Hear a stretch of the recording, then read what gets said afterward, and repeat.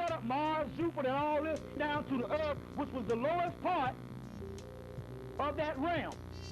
These primal worlds, because they went into hibernation and had to regenerate, later on became the kingdom of hell down here in the center of the earth. That's why some pictures got a picture of a little dot with an X marks the spot, which is also the four elements: earth, water, air, fire. That primal world ain't saw earth over the course of billions of years and being condensed. That's called the concealed one. The most ancient of ancients, the hidden God, being concealed in this particular place, crystallizes and becomes a new God, a new Jerusalem, and a new light. And it's not done to the heaven above, because that is the world that's going out. That's what they say, turn to the light, turn to the light, turn to the light. Anyone knows that if there's a creative light with energy, that light is already created to the 100 degree of light that it can be created from.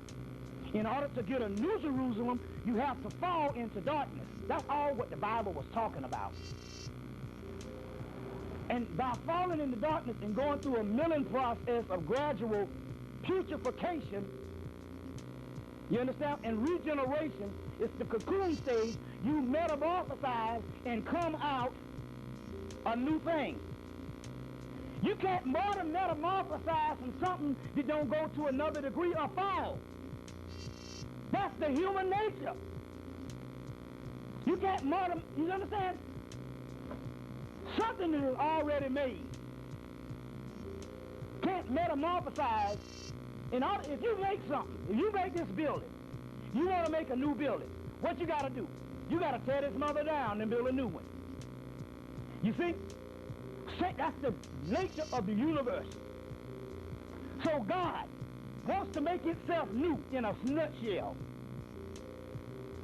It's 100 degrees perfection of what it can be.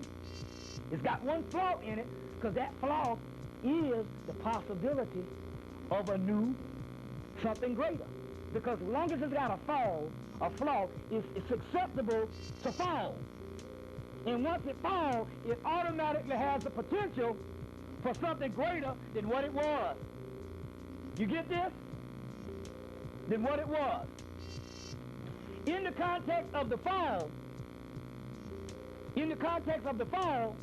we got hit in the head and got this fundamentalism telling us that the fall is evil. You get that? That's 2,000 years ago. That's why your boy Faulkner, when they went up into Hemmitt in the late 1800s, they said, oh, the Egyptians didn't understand their religion. What arrogance of the white man to say that these people didn't understand the religion because he don't understand it. He said, well, there's contradictions all through this thing. Faulkner, in the 1940s, after almost 100 years of them studying this stuff, said, hey, I get it now. The Egyptians rooted everything in nature. You don't find a damn rock out there the same. You don't find a leaf off the tree the same. That's called a series of contradictions, or what is called the laws of chaos. White boy done synthesized, and I got all called chaos magic, chaos field, and all that. And all that stuff is religion explained in another level. He said that these people built the mistake in the religion on purpose. They went up to Greece, they saw all this architecture, the columns the same. They went to Egypt, which is older. They would have the columns one thing, they have one this high, they have one this high, they have one this high. They said these people here, they didn't know what they were doing. They got the columns all mixed up. The Egyptians was rooting it in nature. They understood that they wasn't a damn tree in the forest this high and this high and this high. So they would root the columns in nature based on where the nature was, and the way down reeds in the fields and stuff grow. Ain't a blade of grass the same. That's called chaos physics. You see, that's called chaos physics. So now, fundamentalism done come in and telling you that the divine plan of God, or the divine plan of God, is evil. And the European didn't understand. He got a book, didn't even understand the damn book. And he's been teaching this stuff to the American public for years and years, this same old perpetual lie. And meanwhile, that motherfucker up in the lodge, learning. The stuff is made up the country is made on masonry. Or he give black people a little bow tie and all that shit, and they don't know nothing. I know. I was up in that bullshit for a little while. They don't know nothing but singing Negro spirituals and drinking liquor and driving cabs. That's it. That's it. Wearing a little penguin outfit. They don't know nothing about what you call it. Most of them still think the Egyptians was devil worshippers and all that old shit. And you know what I'm saying? It ain't got nothing to do with real stuff whatsoever. You see what I'm saying? No real the white boy up in there learning the secrets. He telling you that you need to be a damn good Christian, and I guarantee you this, that fucking Pat Robertson and them no good fuckers, they learn this shit. Working it. When I knew the cracker knew some shit, and they're all a part of the same Masonic order. When the movie Independence Day came out, people was going all crazy about the UFOs. And to direct his people the right way so that they don't get off on the bullshit, he said, wait a minute. He said, yeah, they're UFOs, they talk about them in the Bible, but they're angelic beings. I knew then, I said, this cracker dropping on the ass. There's a book, Thompson's book, Angels and Aliens, one and the same. White boy got them 10 machines. He created them from 1947 to 1994, man-made UFOs. Them shits out of Area 57. Pat Robertson, wait a minute, y'all motherfuckers going off track here. There are some, but they're angels. See what I'm saying? I knew then, this cracker, man, they know the stuff.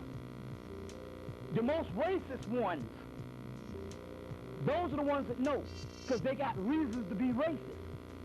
They're not really racist. They understand the laws of, hey, look, these are the children of Israel, or the children and daughters and sons of Ra, or whatever, or Amun Ra, and look, we can't never let these people rise up. So they'll come, so the most racist ones, them the ones that know. The most ignorant ones, those are the ones that don't know, and they follow in the white man, because he tell them, we are all supposed to do all this type of stuff here. But when they get too far, they pull them all up in there and say, hey, look, that's to this day, right now, you can't go and get in no, you could be a Prince Hall up your ass. You can't get in no white lodge. Fuck the dumb shit. If it's universal brotherhood, why the hell you can't get in no white lodge? And why you ain't never seen no cracker Mason walking around with the square and the compass all on his card, all on the back of shit. You don't never see them. Every now and then you might see one little ring, but you never hardly see them. See what I'm saying? And because in their clause, based on Thomas Jefferson's book, Notes on Virginia, which he was speaking on the behalf of the Masons, and he wrote for one book. He didn't tell you that he was speaking on the behalf of the Masons, because it's contradictory. What he said don't make up with his life. He got a whole harem of black people still living today. Stayed with one black woman all his life. Now, if she was a bed wench or something, he wouldn't have stayed with her. He could have got another black woman. But what he said in his book, The Notes on Virginia, is contradictory to his life. That's because he was speaking in Masonic code on what the Masons told him to say, or what the brother of a Mason says based on the Masonic code. And they say, in the last days, we're either going to have to ship these people back to Africa or exterminate them. In 1993, the same Masonic man from the Scottish Rite Freemasonry came on Bill Cooper show where they took him off and said, look, these niggas is walking around here and they don't even know what the hell's going on. They think they're American and they sitting up here thinking everybody. He said, if I was a black person, I'd be scared now. He said, because there's a clause that we supposed to put them motherfuckers' ass back in slavery. In our clause on Scottish Rite Freemasonry. Now, Albert Pike is the biggest Quaker Mason in America. And he's over the southern jurisdiction of Scottish Rite Freemasonry, Mars and Dogma. They got the shrine built to him right there in the George Washington Masonic Memorial, and this is the creed to all damn Masons. It's even worse than that. Your boy Judge Bruce Wright wrote the book Black Robe and White Justice. Was in a bar one night drinking. He said his cracker kept looking at him. But, you know, he was dressed to his nice suit and shit, you know. And the white people don't like that one more when they come up in there and the white boy and the black boy wearing some out-of-sight shit that's better than him. You can wear the boogie stuff, that's just a black man. When you come up in there with a doggone damn close to $1,000 suit on and some gator shoes and some real, that cracker, he get mad. That's because that cracker was looking at him all night. He said the white boy came up to him and said, listen, I want to tell you something. He said, when we put y'all back into slavery, I want you to be my slave. And this wasn't no chewing the back of cracker. That every time somebody say something racist, the TV tell you, oh, they just ignorant. This was a top-notch white boy that run this damn country, because the place where doctors hang out is different than when the place the old hee-haw nigga hang out. So George Bruce White was a damn lawyer. So you need to understand what time is going on. And the reason why this stuff is going on is not based on no racism. It's based on they know what time it is because they Masons and they study our stuff. That's the key, based on what I was saying about a lot of these churches. They think these people are doggone what's on. Every time the damn cracker want to come up in one of these churches, he come up in there. Because we are peaceful, loving people. That's just our nature. We ain't going to never get rid of that. You understand what I'm saying? We understand that you can't teach our people to be racist because they're not racist people. Never were and never will be. That's not the intent for coming up in here. We're trying to give some people some smart so they'll know what time it is, because there's got to be a group of us that regroup and understand that this thing is bigger than what the rest of the niggas out there and all think this shit is. Now, going into this particular stuff, there was a clause. And this is the information on this thing. The word welfare. You got to understand, based on Moorish law and American constitutional law, they're into what is called classification. When they classify something, it's not just a document or some type of program. When they we are called 3/5 of a human being. That still goes today. They showed you that when the Million Man March, when there was over 1 million people and they said 700,000. They was trying to tell you that based on 3/5 of a human being, we are still 700,000. Now, the reason why I know what I'm saying, this is no bullshit. You know all these people doing these sovereignty laws. And I told the people not to get caught up in that shit. Because based on constitutional law, the black people is doing the sovereignty law is right. But when the Negroes down in Atlanta went to court, everybody lost everything because the man said, listen, all the stuff you got on the documents about you not paying taxes and all of that type of stuff, that stuff is right. He said, you are right. And I'm telling you what he said. He said, you are right. He said, but guess what? It's based on citizenship. You are not American citizens. You are what is called cattle or American property. Yeah. Now this is not 1865 I'm talking about. This is 1996. When we went through that stuff with the stuff in 94 and I told people not to get into it, the final thing came down to the judge said, look, this is the damn deal. He said, all that shit you got is right. Based on the laws is right. But it don't apply to you because you are not American citizens. You're 3/5 of a human being. You're called property of the United States government. Now, understanding that we are property of the United States government, when they give you a title, that title, because you're property, when they name property, when they name something, they'll name an animal a saber-toothed tiger. They will name this particular animal the Norwegian goat. They'll name this thing here the Spanish this and that. When they name cattle something, that's a nation. So when they said welfare, it was not talking about a program. It was talking about a nation. So when Bill Clinton signed the welfare bill to get rid of welfare, it was talking about getting rid of a people. You see? And right after the welfare bill was signed, they closed down a little bit of projects since 1990. But I swear to you, right after the welfare bill was signed in 1995, they got rid of the project system in Atlanta. Now, I'm going to say this goddamn shit to you so we don't need to be bullshit. Listen to me. Atlanta is the beginning of the projects. If you study your history, John Hope Franklin, which is the first black president of Atlanta University, gave you they named John Hope Holmes for him, the first black project. And there was white poor people. You know, white people used to be poor one time in this country too. At Georgia Tech, it was called Techwood, which was white people, but as usual, white people lift themselves up because the society is made for them to advance. So over the years, Techwood became black too. Now listen to me. The project started there. After the first projects, President Roosevelt's Great Society program started building more and more buildings building more and more buildings in the up high-rises in the northern cities, but it was based on the Atlanta Project. That's why they still have the Atlanta Project headed by Jimmy Carter. Nigga ain't been president in damn 18 years, but yet he the more international man than any president on the thing, and you don't understand what time it is. I thought when you president, that means your ass is through. Why is it every time some shit go down in a foreign country, Jimmy Carter, they gotta send his ass? Think about it. It ain't about no presidency. Anyway, the projects in Atlanta, based on the Atlanta projects, when they got rid of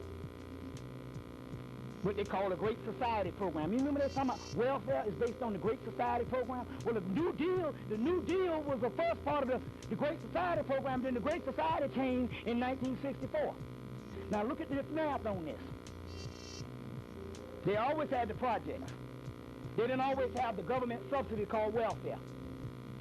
In 1965, basically, 1964, 1965, but mainly 1965, they signed this Great Society bill for creating a welfare state. Now listen to me. When they did that, they created a nation of people as an experiment in welfare that is called welfare. You get where I'm coming from? After, they said, a 20-year period, those particular ones that didn't get off welfare in that 20-year period, we will end welfare. Being that we are property of the United States government, the people would be called welfare. They would end the lives of the people that's still on welfare. Listen to me. They had more projects in Atlanta. Now, this is amazing. I often wonder. Atlanta got more projects than any place in the country. It's just that you got more high-rise here. Atlanta had about 40 or 50 different projects in a place smaller than New York. They came in and it was closing them down in 1990. Since 1995, they have gotten rid of just about all the projects. There are no more projects, and the people are gone. The people are gone. That means that they took these people, now they didn't get rid of the projects, throw them off the stuff. No, these people are gone, and the projects are gone. See, when they built the projects, they built these projects up railroad systems. See, Atlanta was built on top of another city because Sherman burnt the first city, then another city was built. There you get your underground Atlanta. If you ever been there, if there's an underground, which is the downtown part of Atlanta, in this underground, that means they got a residential part that's underground too. So they built the project on near train tracks, underground train tracks. So when they closed down the project, nobody saw nobody move. We just rolled by one day and the people were gone. That means that they moved the people from the inside of the buildings. All the buildings got a trap door and moved them out and put them on trains and shipped them to places, exterminated them. They exterminated some, they shipped some to Africa. They made melatonin pills out of stuff. And there's a McDonald's downtown Atlanta that sells black people. That's what I'm telling you. You see, and a Charlotte Green. Anyway, these people are gone. Nobody know where the hell they are. And the entire, I'm telling you this, listen to me.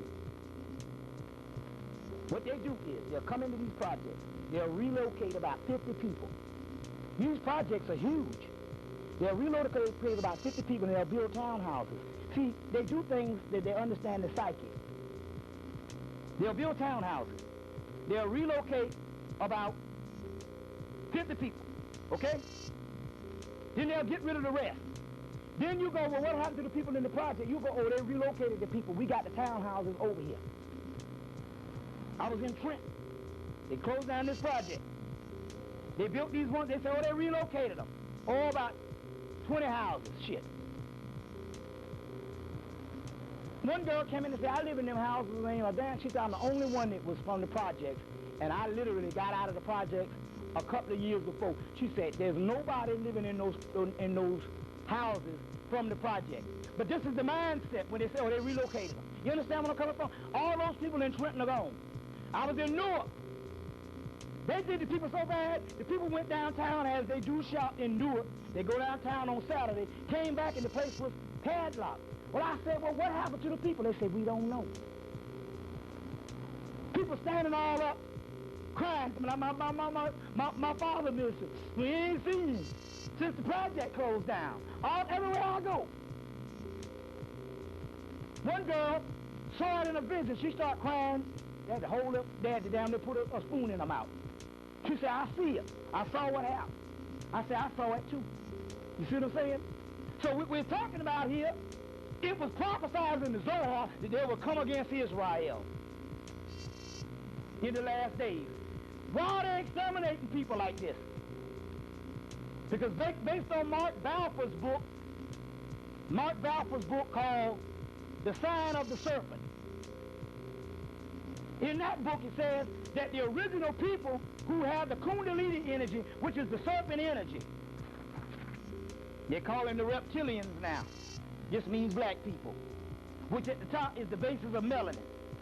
It says that these particular people, by 1986, that serpent that Moses lifted up in the wilderness, that was laying dormant, which is the Leviathan dragon, serpent, dragon, beast, will be raised up in the last days, just as it was prophesied. And the children of God will be raised up. So they started killing people off in masses.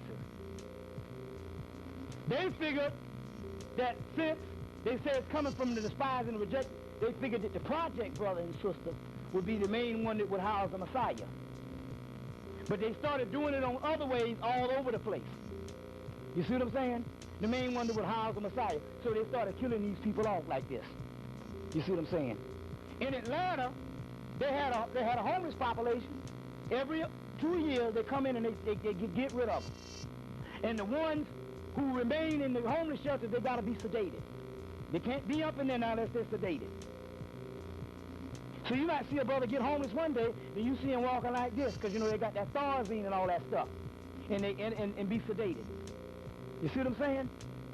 They got a new thing in the prison. That's why you don't need to get to no prison. This new thing in the prison. And you might not even know what goes on, because it's separate. Now, for the majority of them, they will release them from prison. They literally kill them. They don't even get from prison. They go in and they kill them. And then when the parents say, they say, oh, we released him from prison about 2 weeks ago. And even if the parents know this is a lie, all they got to do is have it on paper. And ain't nothing you can do about it based on the court of law. You can make all the theories you want. That's why every time on TV, you always see them talking bad about conspiracy theories. Oh, you just a conspiracy theorist. Why would the government say that? Because they know that they can make you as the crackpot. And this is a way of what is called character assassination. That's the biggest army on the planet now. It's not physical army. It's not bullets and guns. It's character assassination. So they can assassinate your character. You see what I'm saying? And they got you. So now, they got a new experiment I was talking about at the beginning of the thing. This new experiment is they saying in this country that America was an experiment of Europe anyway. And they say that ain't no pure people, even white people in America, but a few families. And they know who they are. Because they don't mix with nothing but Anglo-Saxon. Or they got an Irish clan and they don't go outside. They got a Jewish thing and they got a few families. Maybe a couple of 100,000. The rest of the people, including white people, mix with everybody. Mix with all other different types of white people. Remember now, these people fought each other for 100. England and France had a war for 100 years. That means that war is the norm and peacetime is abnormal. They don't have peacetime now. They just advanced the technology now so they can able to manipulate people without killing them, or they can kill on another level that you don't know globally. So what happened is they said this was a big experiment, so they're saying now they're getting ready to doggone lock down the whole country. And they're going to take the ones that is these other families, they got safe haven in Africa. That's why President Clinton had to go to Africa to christen. You understand what I'm saying? To christen and give his blessings to this brand new city they built over in Africa that is as big as 3 New Yorks. And it's a crystal city. It's in the middle of Africa. But see what it is, when you see the map on Africa, you see the Congo and all that. Africa is bigger than what you think it is. They can fit America and Africa 5 times. Now they're saying 9. So we're talking about a big, you can tell something's wrong because there's more water on the land mass than what the map says on the land. But Africa is a huge place. Its biggest half, it is big as all the lands put together. So that means because they have fooled people with the size of Africa on the map, because your perception is only what you can see on the map. Once you touch down on ground, you don't know how big something is. And so because they have fooled people, they came in and they got a place about the size of America in Africa. And they got these cities in this crystal city in Africa. Remember now, Africa, they done kill off most of the people. Don't let nobody fool you. The majority of the Africans are dead. Remember they said that they had millions of children in Uganda that lost their parents to AIDS? Since for 100 years they've been exterminating them over there. But we don't know because they make sure Africa is a jigsaw puzzle and you can't get on a highway and travel from damn Atlanta to Buffalo like we can. You got to take an airplane to a state right next door like New Jersey. You see what I'm saying? So the key is, you don't know, so they have killed off so many. You know that when you go see National Geographic. Them crackers, in all the films, they got the real-life Lion King. It might take them 3 weeks to get the whole story because they show a lion-born baby, and they show them damn near grown. But then during the course of that film, you don't see one African walk by at all. You can't film nowhere in America and don't see a human. At least, you're going to have some white man out there hunting. But here's a whole group of people and you don't see none of them. That's because they exterminate them. Now they got this city over there. I saw the city in a vision when I was talking about it. And it's over there, and what they do is they went into Atlanta. They get these Negroes out of the projects. Go look at Total Recall. They give them a whole new mind. And they think, based on the technology that they got, because it's all prophesied in the Bible. It's prophesied. You just don't know the technology because they don't announce it on TV. But if you listen to the Weather Channel, they tell these people the technology they got. But what they do is they fool you because we are not an intellectual group of people. Which, we're a highly emotional group of people. And even with our education, we just getting sick. We just want a job. That's all we want is to get paid. They train their children from an early age with computers, comic books, different mythological things and all, so they're more advanced. The average white child, white woman, white girl in the 9th grade is more advanced than a black man with a PhD. And you best believe that shit. I done talked to these goddamn kids. And I'm telling you, these kids know more shit than half the niggas I meet in 2 years. They know this shit. So don't fool yourself talking about, I'm an American and I got these rights. These motherfuckers know this shit. You sitting around here talking about we cool and we talking about all this rap shit. These crackers is over here learning some advanced shit. You think I'm bullshit? Go get that tape. Why the hell you think they gave them 2 white boys in their early 20s the Academy Award for the damn movie Good Will Hunting? Them 2 white boys, 20 and 21 in their early 20s, wrote some shit, and then they was talking about chaos mathematics and all this bad stuff. And we sitting around this motherfucker talking about a booty call, and I got to hook up. That bullshit. And these white people in their doggone early 20s, man, is writing advanced shit to rule the fucking world because they teach them stuff. So don't bullshit and thinking I'm sitting up here lying to you. I done seen these crackers. I done seen a white girl know more shit than half the motherfuckers up in here. And that bitch was in the 9th grade. So don't be bullshit. Because we don't want to read nothing. We want to be entertained. Just like you used to read for that cracker to get that job and burn the midnight oil, you gotta now read some shit for free. And even if you sleepy, it's going to work because that's what your people need. They need you. You're the one that's gonna get them out of this shit. You see what I'm saying? And it ain't no feel-good stuff talking about saving them from going to hell when they're living in hell. Now the key is, they got this crystal city. They take these people over there and they reprogram their mind and they give them a whole brand new memory.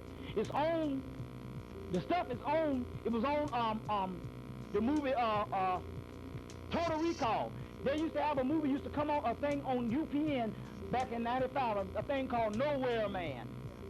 And they used to show the new technology on all that damn shows. And one of them is how they can train your mind to think that you live someplace else. So what it is they got people who was born right here in Trenton, in Buffalo. They'll take them out of the projects and ship them over to Africa. And these people are working over there thinking they was born in Africa. And these are the people that's working in these new cities. Because crack ain't gonna work now. He got these slaves. This is some real deal shit. Y'all believe me when I tell you this shit. It's documented in Richard Noon's book, The Ice, the Ultimate Disaster, which was a big-time top Mason, said it in 1978. He said, these crackers know that Africa is the Garden of Eden. He said, and these doggone crackers, this is what the white boy said.